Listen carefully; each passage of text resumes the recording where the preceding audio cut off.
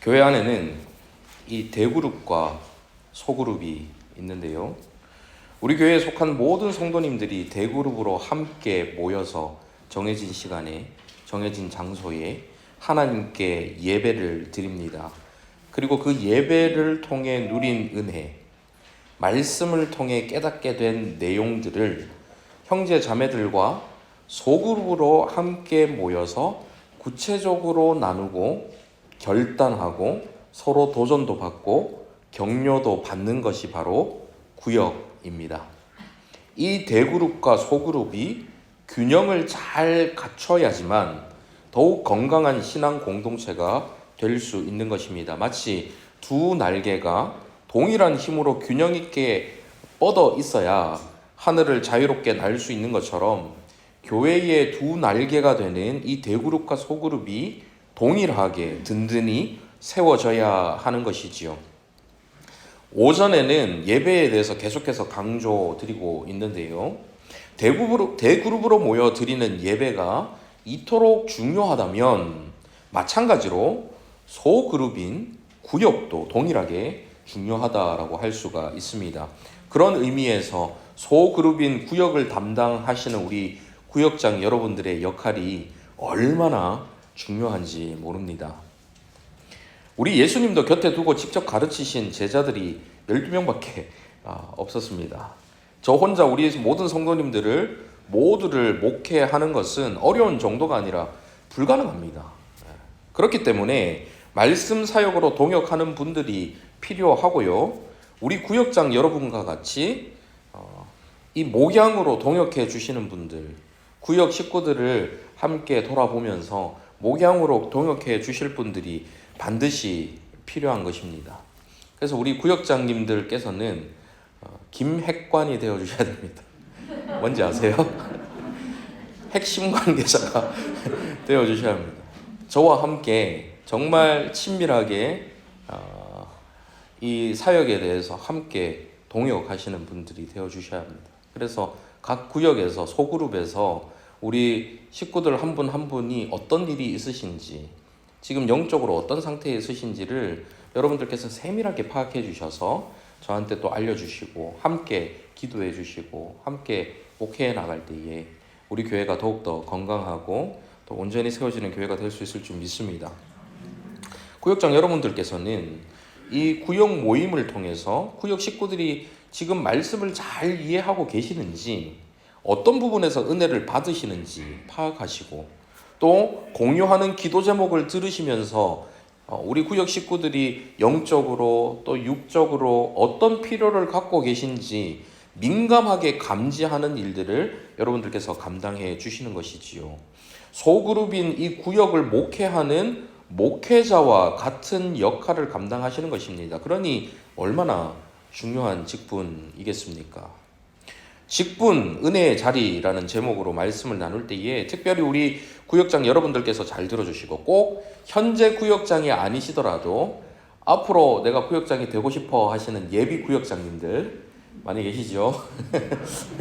우리 교회가 이제 앞으로 또 많은 분들이 이렇게 찾으시면 구역도 늘어나야 되는데, 그러면 또 구역장님들도 많이 계셔야 됩니다. 예비 구역장님들, 우리 청년들도 네, 앞으로 예비 구역장 되셔야 되니까 잘 들어주시기를 바랍니다.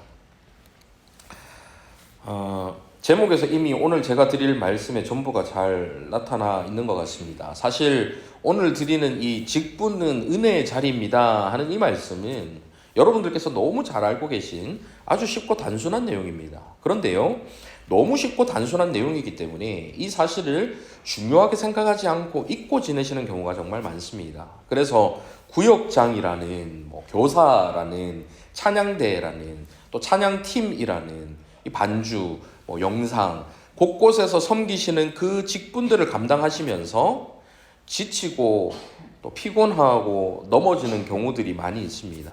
하나님의 거룩한 사역을 감당하면서 기뻐하고 즐거워해야 하는데 너무 지치고 힘들기만 하면 안 되죠.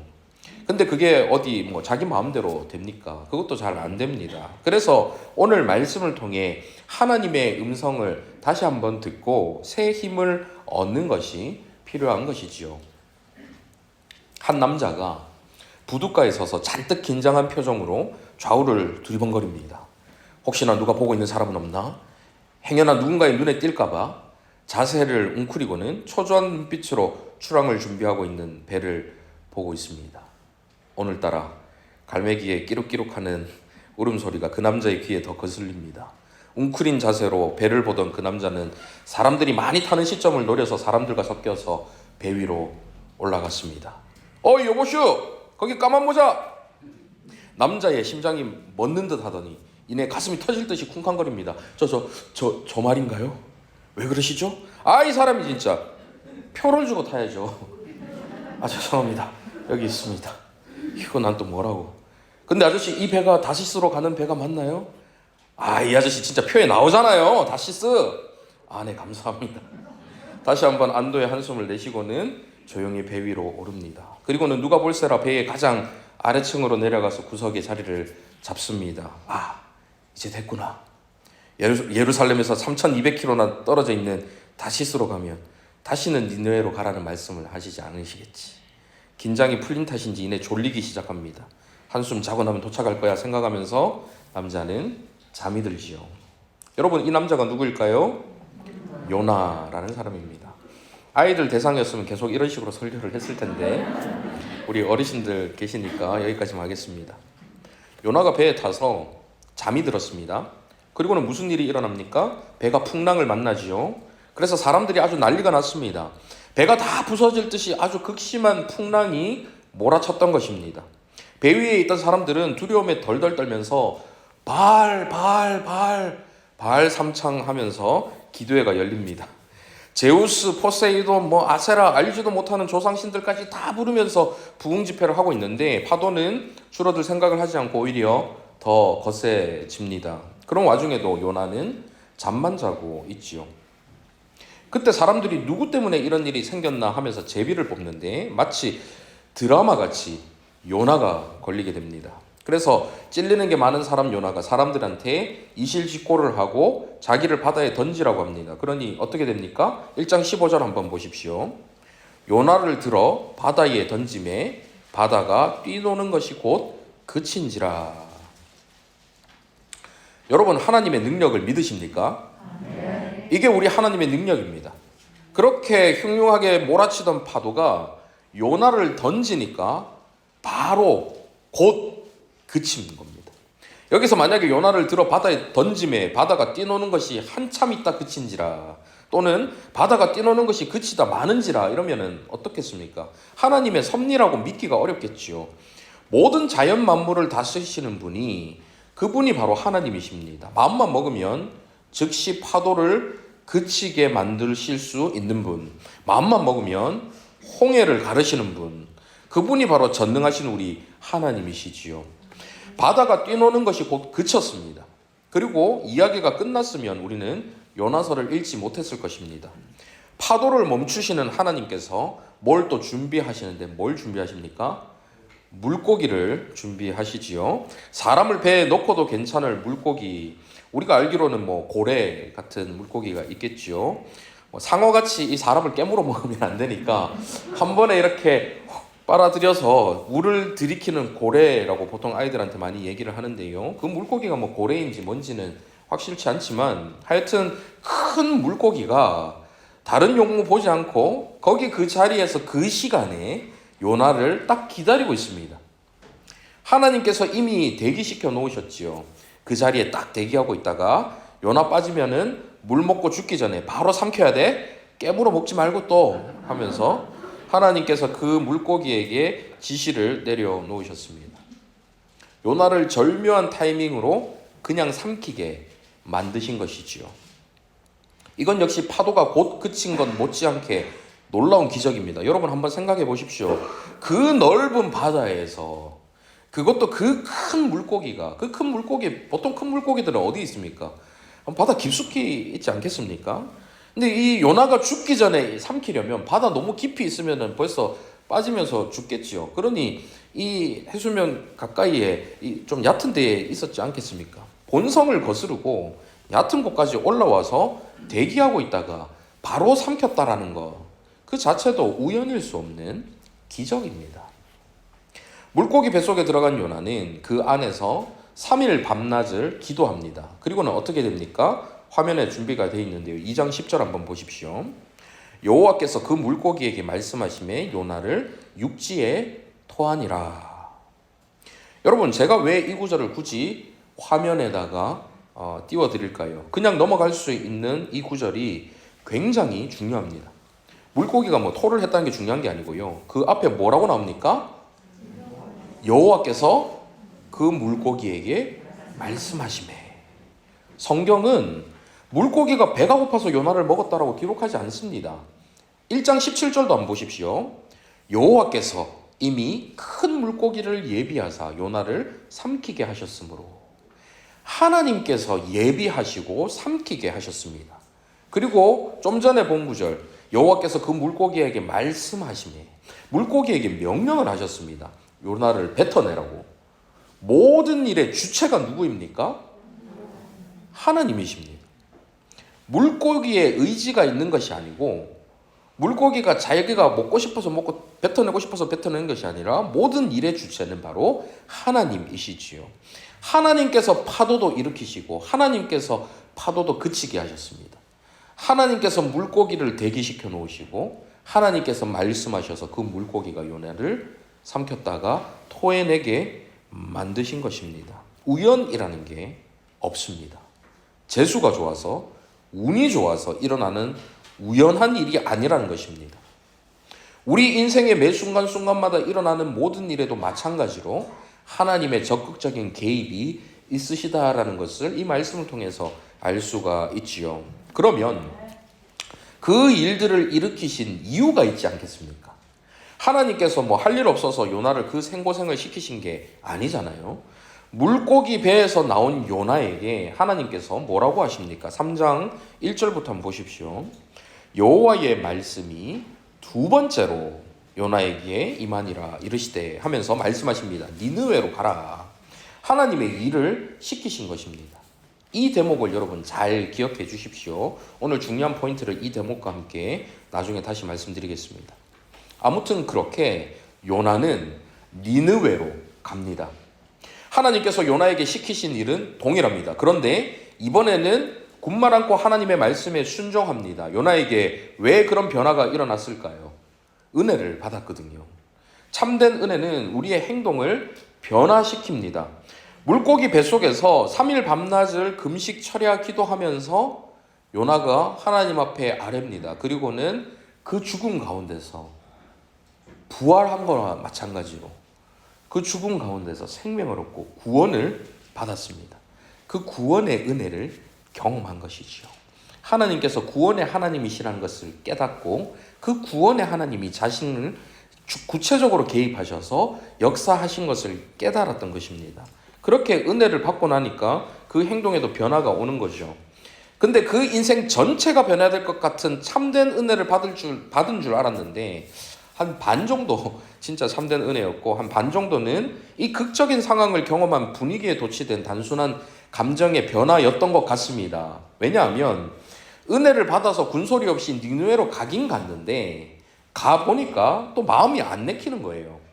니느웨 사람들은 요나에게 있어서는 뭐 다 잡아 죽일 이 원수들이었거든요. 맨날 자기가 사는 나라에 쳐들어와서 못 살게 괴롭히는 요나가 볼 때는 아주 나쁜 사람들이었습니다. 근데 그런 사람들을 구원하라 하시니 그 말씀에 순종하기도 어렵고 막상 그 사람들을 보니까 이런 사람들이 구원을 받아야 돼? 이런 사람들도 나처럼 하나님을 하나님으로 외치고 하나님을 섬기는 하나님의 백성이 돼야 돼, 이런 마음이 생기는 것입니다. 그러니까 그 사람들을 미워하는 이 미움이 사라지질 않는 거예요. 3일 길을 걸어 외쳐야 하는 큰 성에 고작 하루 돌아다니면서 외치고 맙니다. 그런데 어떤 일이 벌어집니까? 그 큰 성읍이 난리가 났습니다. 3장 5절 같이 한번 읽어보실까요? 화면을 통해서 시작. 니느웨 사람들이 하나님을 믿고 금식을 선포하고 높고 낮은 자를 막론하고 굵은 베옷을 입은지라. 그 다음 6절 이하도 보시면 왕까지도 굵은 베옷을 입고 제위에 앉습니다. 온 성읍 전체가 금식하고 회개하고 온통 막 난리가 난 것입니다. 뒤집어진 거죠.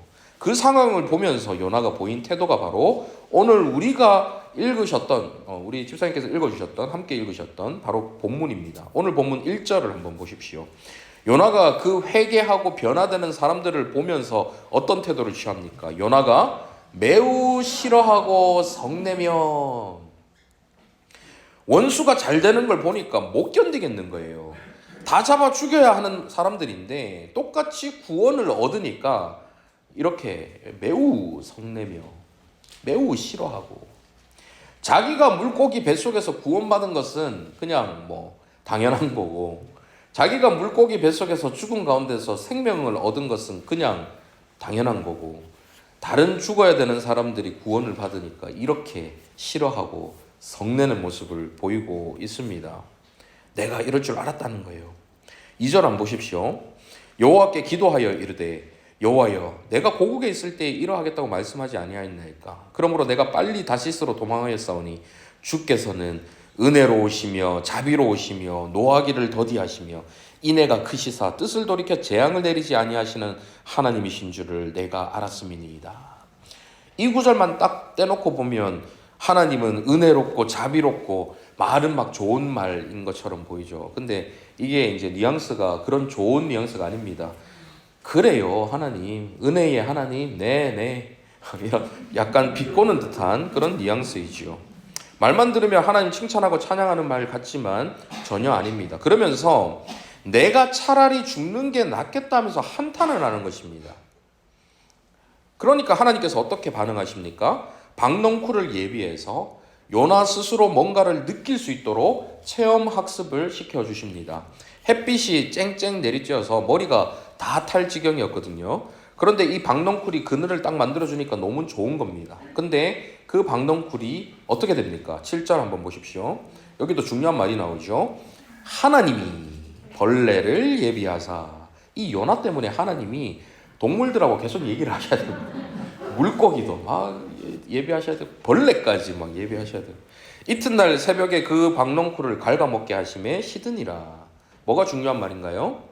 하나님이 예비하사. 박넝쿨을 만드신 분도 하나님, 시들게 하신 분도 하나님, 하나님께서 일일이 다 적극적으로 개입하셨다라는 것입니다. 그렇게 박넝쿨이 시드니까 요나가 또 불평을 하는 거예요. 하나님께서 내가 성내는 것이 어찌 옳으냐 하시니까 완전히 화가 머리끝까지 났습니다. 내가 성내어 죽기까지 할지라도 옳으니다.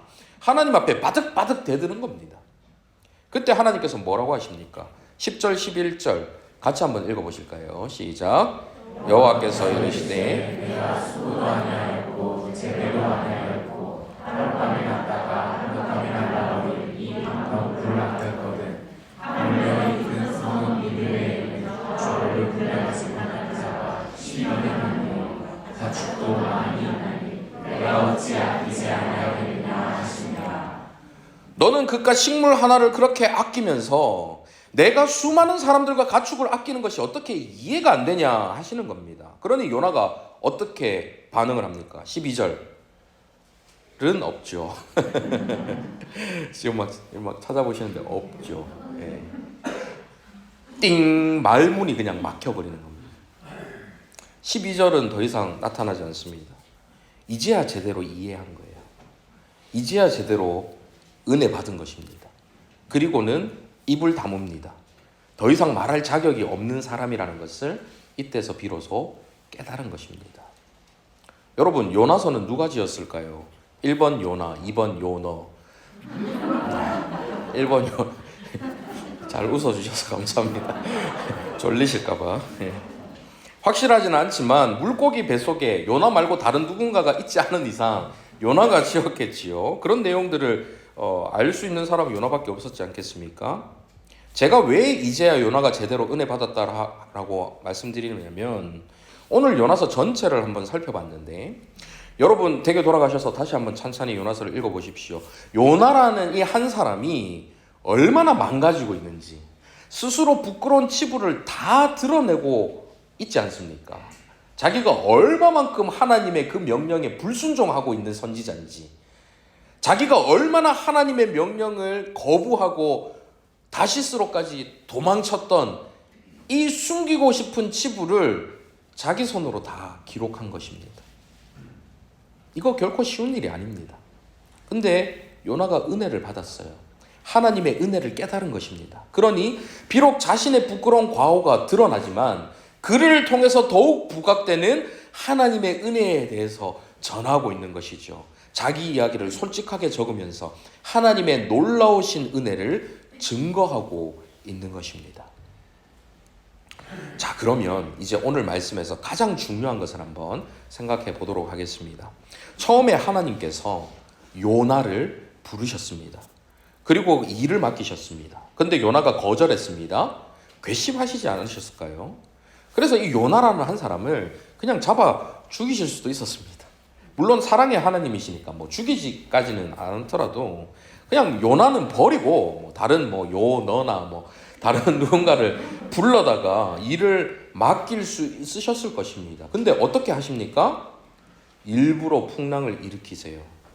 일부러 요나를 바다에 빠지게 하시고요. 일부러 요나를 물고기 뱃속에 넣으십니다. 일부러 다시 토해내게 하셔서 니느웨로 보내셨습니다. 아까 다시 살펴보자고 말씀드렸죠. 3장 1절 여호와의 말씀이 두 번째로 요나에게 임하니라. 하나님께서는 이 일을 꼭 요나가 하기를 원하셨던 것입니다. 자, 그러면은 표면적으로는 니느웨 백성들이 구원을 얻는 것이 목적인 것처럼 보입니다. 니느웨 백성들을 구원하시기 위한 하나님의 계획이 원래 이 요나서의 주제인 것 같습니다. 그런데 실상은 그 모든 일이 누구를 위한 일이었습니까? 물론 결과적으로는 이 니느웨 백성들을 구원하시는 것이 하나님의 목적이셨겠지만 그건 요나가 아니라 누가 가도 할 수 있는 일이었습니다. 굳이 요나가 안 가도 누가 가도 할 수 있는 일이었어요. 요나 입장에서 보면 누구를 위한 일인가요? 바로 요나 자신을 위한 일입니다. 하나님께서는 요나를 위해서 요나를 부르셨고 요나를 위해서 요나를 쓰신 것입니다. 오늘날로 적용해 볼까요? 하나님께서 저와 여러분에게 직분을 주시는 이유가 뭐라고 생각하십니까? 지금 구역장으로 섬기고 계십니다. 다른 분들은 뭐 교사의 자리에 계신 분도 계시겠죠. 찬양대의 자리에 계시겠죠. 장로님으로, 집사님으로, 권사님으로 섬기고 계신 분들 이 자리에 다 계시지 않습니까? 하나님께서 그 자리를 여러분에게 왜 주셨을까요? 여러분이 능력이 뛰어나서 여러분이 구역장을 하시면 그 구역이 2배, 3배로 늘어나기 때문에 여러분을 그 자리로 세워주셨을까요? 여러분께서 교사를 하시면 우리 화곡동 전 지역의 어린이가 다 하나님 품으로 돌아올 것 같아서 여러분을 교사로 앉혀주셨을까요? 여러분의 찬양 소리가 영혼을 울리고 신금을 울리기 때문에 여러분을 찬양대로 세워주셨을까요? 아닙니다. 보통 구역장 하면 구역 식구들을 위해서, 교사하면 아이들을 위해서 섬긴다라고 생각을 하십니다. 그 말도 당연히 맞습니다. 꼭 여러분께서 그 자리에 계셔서 여러분들께서 구역 식구들, 아이들을 위해서 섬기시는 것이 맞습니다. 하지만 그 자리에 그 섬김의 손길을 통해서 그 아이들이, 그 구역 식구들이 변화되는 것은 하나님의 일입니다. 그러면 그 하나님의 일은 사람이 누가 서든지 간에, 심지어는 사람이 없다 하더라도 하나님의 능력이 짧지 않아서 그 구원의 사역, 그 구원의 계획은 반드시 이루어지게 되어 있습니다. 그런데요, 그 자리에 굳이 저와 여러분을 세우신 것입니다. 왜 그러셨을까요? 그게 은혜입니다. 구역 식구들을 위해서, 아이들을 위해서 나를 그 자리에 보내셨다라고 생각하기 쉽지만 사실은요, 그 자리에 세우신 것은 바로 저와 여러분을 위해서입니다. 나를 위해서예요. 요나를 위해 요나를 부르신 것처럼 요나를 위해서, 요나를 위해서 구역장으로, 교사로, 목사로 세워주신 것입니다. 구역장이라는 직분을 감당하면서 구역 식구들이 유익을 누리는 것은 하나님의 사역이고요. 교사의 직분을 감당하면서 아이들을 변화시키는 것은 하나님의 계획이고요. 그 자리에 굳이 요 나를 앉히신 것은 요 나를 위해서 구역장을 하면서 구역 식구들을 위해 헌신하시고 교사를 감당하시면서 아이들을 위해서 희생하시지요. 찬양대를 하시면서 시간을 할애하고 헌신하십니다. 여러분께서 곳곳에서 섬기시는 그 자리에서 당연히 희생하시고 헌신하시는 부분이 맞습니다. 여러분의 헌신이 많습니다. 여러분 많이 희생하시고 헌신하시지만 시각을 조금만 돌리시면 그 자리가 나를 위한 은혜의 자리라는 사실을 깨달으신다면 그 희생이 더 이상 고통이 아닐 수 있게 되겠죠. 헌신이 더 이상 헌신으로만 끝나는 것이 아닙니다. 그것이 오히려 기쁨이 되고 나라는 사람을 이 자리에 세우셔서 거룩하신 하나님의 그 사역을 감당케 하신 것, 구역을 목회하는 목회자로, 교사의 반을 아이들을 목회하는 목회자로 하나님께서 다른 사람이 아닌 요 나를 택하셔서 세워주셨다라는 그 사실을 우리가 기억한다면 그 자리가 얼마나 은혜의 자리가 될 수 있겠습니까? 저는요, 제가 목사가 되지 않았다면 어떻게 되었을까 하는 생각을 가끔 합니다. 제가 대학에서 언어 치료를 전공했다라는 말씀을 드린 적이 있죠. 제가 치료를 참 잘했습니다. 부모 상담도 되게 잘했습니다. 전공 공부도 지금 그 대학에서 교수하고 있는 친구들, 후배들이 있는데요. 그 친구들보다 제가 훨씬 잘했습니다. 전공 살려서 일을 했어도 아주 잘했을 것 같습니다. 학교 다닐 때 학생 대표하면서 제가 앞에 나가서 연설 같은 거 하면 앉아있는 그 젊은 대학생들이 박수를 쳐줬습니다. 마음의 감동을 받아가지고. 이 선동가의 기질이 좀 있었지요. 사업을 해도 좀 잘했을 것 같은데요. 인물로 보면 영화배우 해도 잘했을 것 같지 않습니까? 장르는 코미디. 잘했을 것 같은데요. 다른 할 일이 없어서 목사가 된 게 아닙니다. 그래서 가끔 목사가 되지 않았다면 어떻게 되었을까 생각하면 뭘 해도 잘했을 것 같다라는 그런 자신감이 있습니다. 그런데요, 목사가 되지 않았다면 과연 지금처럼 말씀을 읽었을까? 목사가 되지 않았다면 과연 지금처럼 기도를 했을까? 목사가 되지 않았다면 과연 지금처럼 이토록 자주, 이토록 놀라운 하나님의 은혜를 직접적으로 경험하며 살아가는 이 행복을 누릴 수 있었을까? 생각이 여기까지 미치면요, 아주 아찔합니다. 물론 여러분들이야 저보다 훨씬 뛰어난 분들이시니까 목사가 되지 않고도 이렇게 신앙생활 잘 하시고 계시지만요, 저는요, 목사가 되지 않았다면 신앙생활이라도 제대로 했을까 하는 생각까지 듭니다. 그러니 제가 목사가 된 것은 정말 저에게 있어서는 너무나도 크고 놀라운 엄청난 은혜인 것이죠. 제가 덩치에 어울리지 않게 이 설교를 하면서 잘 울잖아요. 여러분이 하도 울지 않으시고 멀뚱멀뚱 쳐다만 보셔서 그래서 제가 먼저 우는 게 아니고요.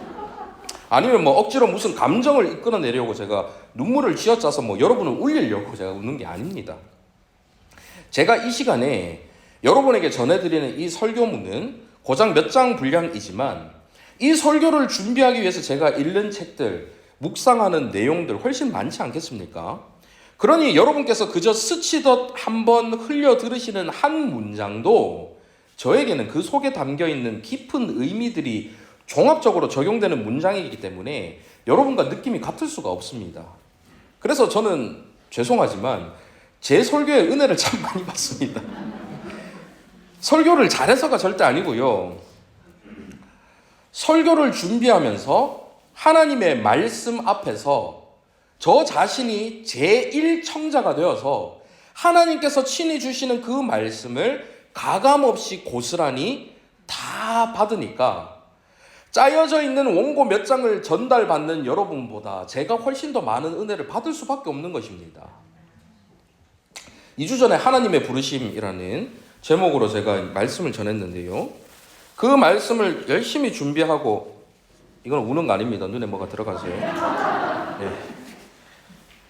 그 말씀을 열심히 준비하고 하나님의 부르심 자체가 은혜라는 생각을 가지고 그 말씀을 제가 전해드리려고 준비하고 이 자리에 앉아서 앞에 처음 나오는 영상을 보고 있는데 그 영상을 보는데 그날 제가 막 오열을 했거든요.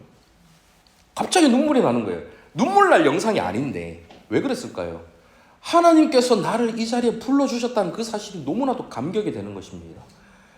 그 설교를 제가 준비했으니까 제가 먼저 아니까 제가 울 수 있지, 여러분들 그 설교를 듣기 전이시니까 여러분들은 못 느끼시죠. 근데 저는 그 설교를 준비하고 제가 일주일 동안 그걸 묵상하다가 딱 처음에 영상에 창조주 하나님,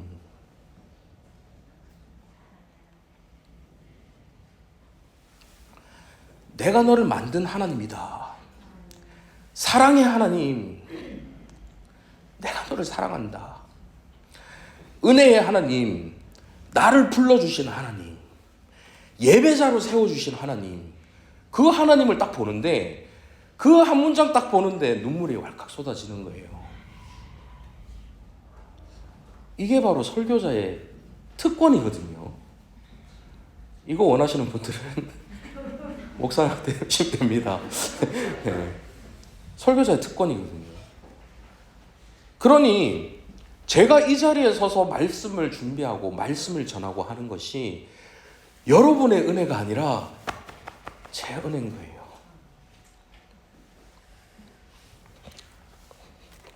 하나님께서 죄송합니다. 하나님께서 요 나를 선택하셔서 이 자리에 세워주신 것, 나를 위한 은혜의 자리라는 것을 깨달을 때마다 얼마나 감사한지 모릅니다. 그러니 혹시 제가 자꾸 울더라도 여러분, 오늘 설교가 잘 안 풀리니 눈물로 호소해서 감정을 자극하려고 하는 거 아니야? 뭐 이렇게 오해하지 마십시오.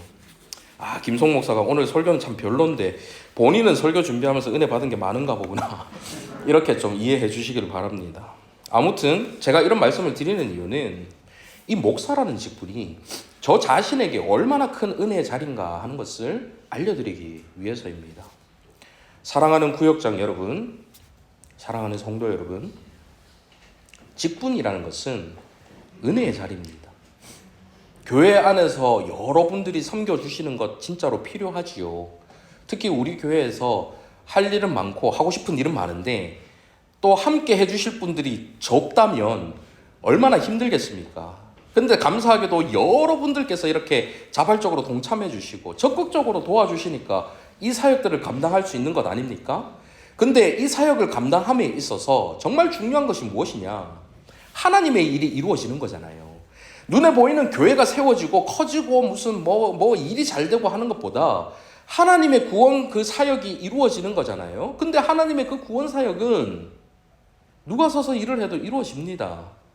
하나님께서 하시는 일이니까요.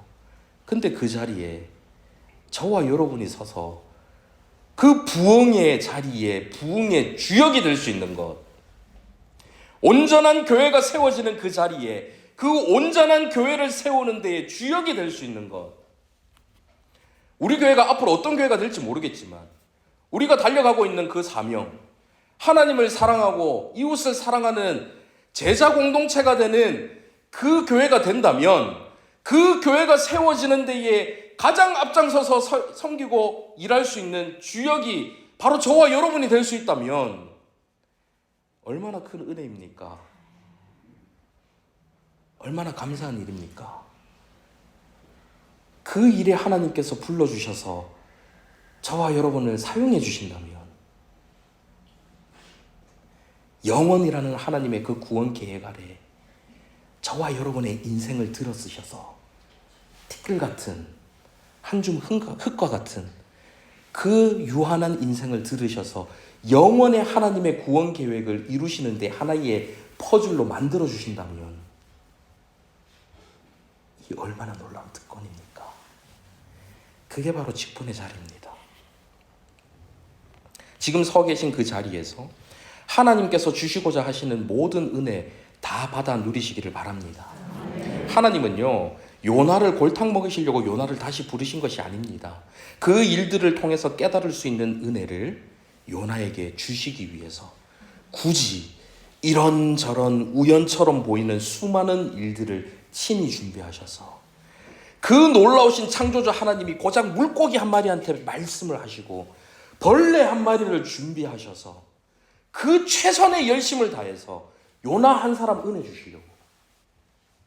니느웨 백성들은 동물을 보내서도 바꿀 수 있는 건데, 돌들을 들어서도 소리칠 수 있는 건데, 요나 한 사람 바꿔주시려고 최선의 열심을 다하시는 하나님, 마찬가지로 하나님은요, 여러분을 골탕 먹이시려고 힘든 그 자리에 앉히신 것이 아닙니다. 여러분에게 은혜를 주시기 위해서, 요나를 위해서 구역장의 자리로, 교사의 자리로, 여러 직분의 자리로 여러분 불러주신 것이죠. 혹시나 지금 여러분이 서 계신 그 자리가 마음에 들지 않거나 힘이 들거나 지치거나 하시는 분 계십니까?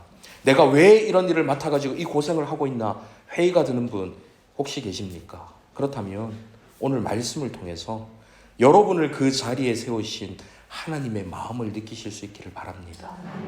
지금 현재 있는 그 자리에서 아직 여러분이 받아 누릴 은혜가 남아있다는 사실 기억하실 수 있기를 바랍니다. 그렇게 하나님께서 여러분에게 예비하신 그 모든 은혜를 충만히 받아 누리시며 여러분이 섬기시는 그 자리, 그 직분을 통해 함께하는 모든 구역 식구들이, 함께하는 모든 아이들이, 함께하는 모든 성도님들이 동일한 은혜를 받아 누리는 역사가 나타날 수 있기를 간절히 바랍니다. 네, 이 시간 말씀을 생각하며 함께 찬양하시겠는데요, 우리를 사용하소서 함께 찬양하겠습니다.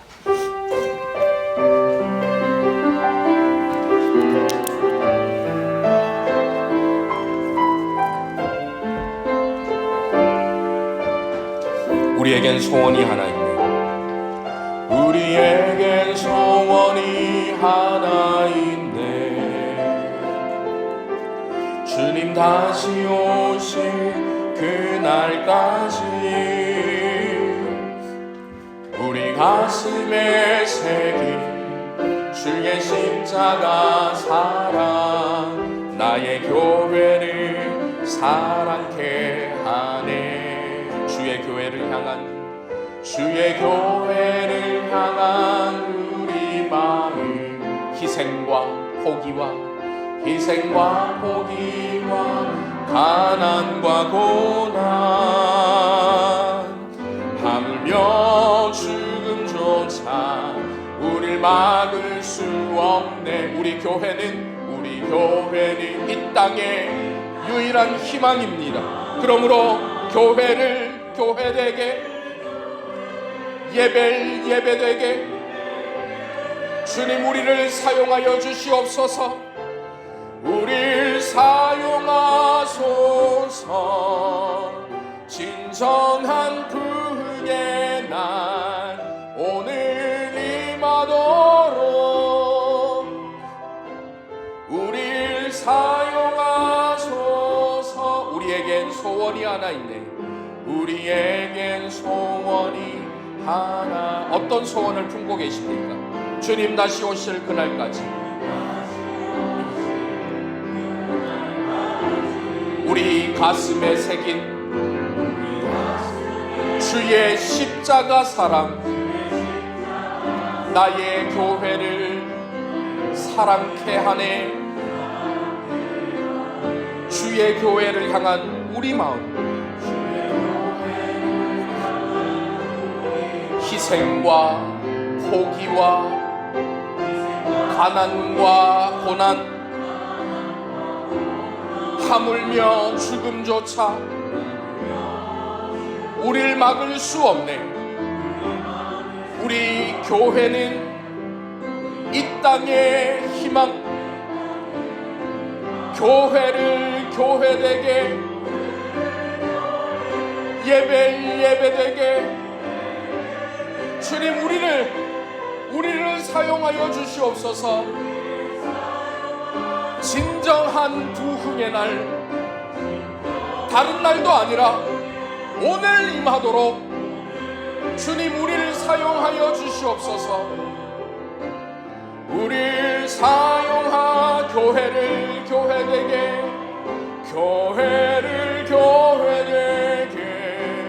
예배되게 우리를 사용하소서.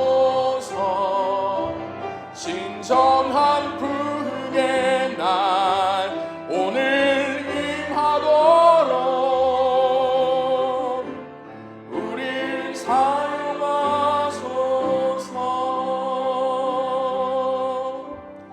시간 말씀을 생각하며 함께 기도했으면 좋겠는데요. 하나님, 진정한 부흥의 날을 목도하기를 원합니다.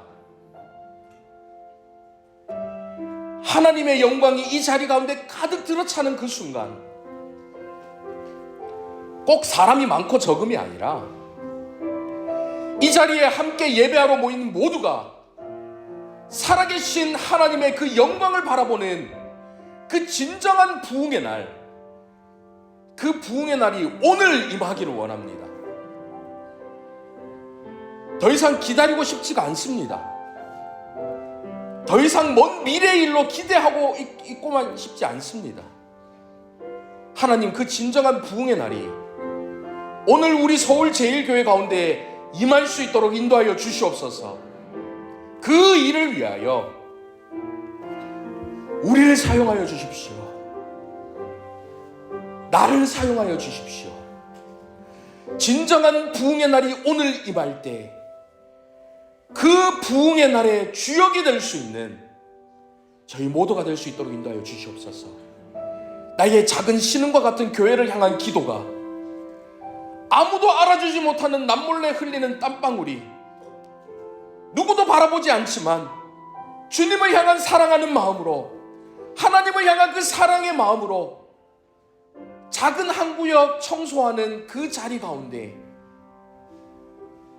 나의 그 섬김을 통해 진정한 부흥의 날이 우리 서울제일교회 가운데 오늘 임한다라는 이 사실을 기억할 수 있기를 원합니다.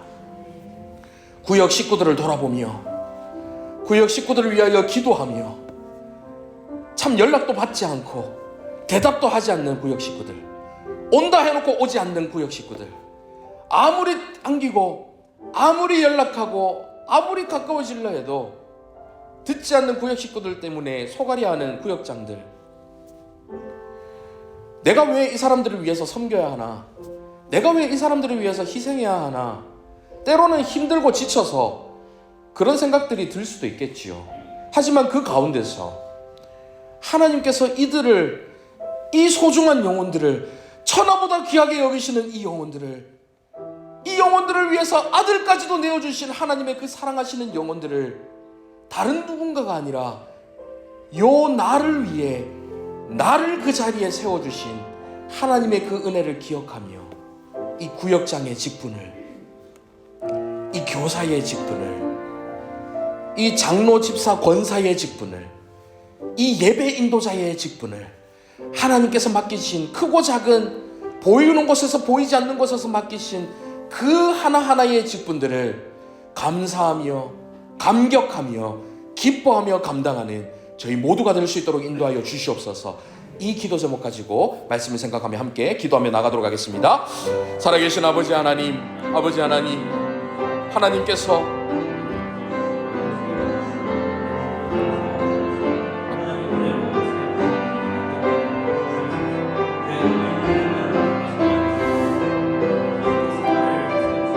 주님께서 저를 변화시키기 위해서 이 자리에 불러주신 하나님의 그 은혜를 기억합니다. 이 사역을 감당하기 위해 구역장이기 때문에 기도하고, 구역장이기 때문에 구역 식구들에게 본을 보이기 위해 예배 참석하고, 구역장이기 때문에 구역 식구들보다는 더 말씀 읽어야 되니 말씀 읽고, 그것이 결국 하나님께서 주신 은혜라는 것을, 그것이 결국 하나님께서 나를 위하여 세우신 자리라는 것을 주님, 저희가 기억하기를 소원합니다. 아버지 하나님, 나의 은혜를 위해서 자격 없는 자를 세워주셨고, 나의 은혜를 위해서 하나님께서 이 자리에 서 있게 하였사오니 주여, 이 자리가 감격이 있는 자리, 감사의 자리, 은혜의 자리라는 사실을 기억하며 주님 앞에 감사함으로 나가는 저희 모두가 될 수 있도록 인도하여 주시옵소서. 살아계신 아버지 하나님, 구역 식구들이 보고 있으니 그들 앞에서 더 기도할 수밖에 없었습니다. 구역 식구들이 성경을 읽으니 그들보다 더 많이 읽기 위해 읽을 수밖에 없었습니다. 구역 식구들에게 예배 나오라고 해놓고 내가 빠지면 안 되니 구역 식구들보다 더 열심히 예배에 참석할 때 있었습니다. 구역장이란 자리가 구역 식구들을 돌보라고 있는 자리인 줄 알았는데 알고 보니까 나 자신의 신앙을 지켜주는, 나 자신이 하나님께 더 가까이 나갈 수 있는 은혜의 자리라는 것을 다시 한번 깨닫습니다. 구역 식구들을 위해서 중보하며 기도하다 보니까 제가 더 많이 기도의 자리에 나올 수밖에 없었습니다. 그렇게 기도하다 보니까 제가 하나님의 심정을 알게 되고, 제가 하나님의 은혜를 깨닫게 되고, 제가 하나님께서 베풀어 주시는 그 사랑이 무엇인지를 알게 되었습니다. 결국 구육 식구들을 위해서 나를 붙이신 것이 아니라 요 나를 위해서 그 자리에 세워주셨다는 것을 깨닫게 해주심에 감사를 드립니다. 교회 안에서 여러 직분으로 여러 모양으로 하나님 앞에 섬기는 그 일이 때로는 희생하는 일이고 헌신하는 일이라 지치고 힘들 때가 있지만 결국 나를 교회에 묶어두는 생명장치임을, 생명의 끈임을, 하나님으로부터 멀어지지 않도록 나를 붙들어주는 놀라운 하나님의 장치임을, 그 은혜의 장치임을, 그 은혜의 자리임을 저희들이 또 한 번 말씀을 통해 깨닫습니다. 하나님께서 세워주신 그 직분을 귀하게 여길 수 있는 마음을 허락하여 주시고, 그 자리 가운데 때론 힘들지만 때론 어렵지만 하나님께서 주시는 은혜로, 하나님께서 주신 능력으로 감사하며 기뻐하며 그 직분들 감당하는 저희 모두가 될 수 있도록 인도하여 주시옵소서. 이 시간에 저희들 마음을 모아 하나님 앞에 성교 헌금을 드립니다. 드리는 손길들 가운데 하나님 함께하여 주시고, 각 선교지에서 하나님께서 일으키실 놀라운 그 구원의 역사 가운데 이 헌금이 귀하게 쓰일 수 있도록 인도하여 주시옵소서. 살아계신 예수 그리스도의 이름으로 기도하옵나이다. 아멘.